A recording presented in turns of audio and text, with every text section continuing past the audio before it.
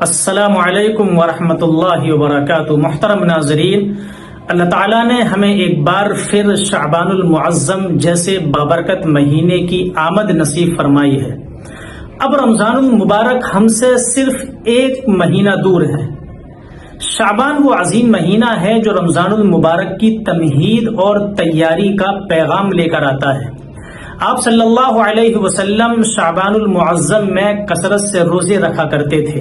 شعبان کا یہ مہینہ ہمیں یہ سبق دیتا ہے کہ رمضان کی برکتوں کو سمیٹنے کے لیے پہلے ہی سے اپنے دل و دماغ کو تیار کیا جائے۔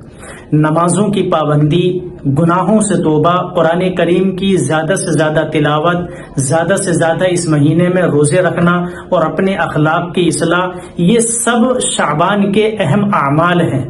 جو شخص اس مہینے میں اپنی اصلاح کر لیتا ہے اس کے لیے رمضان کی عبادت آسان اور بابرکت ہو جاتی ہے۔ اللہ تعالی ہمیں اس مہینے کی قدر کرنے اور اس میں اپنی اصلاح کرنے اور رمضان المبارک کو پوری تیاری کے ساتھ پانے کی توفیق عطا فرمائے، آمین یا رب العالمین۔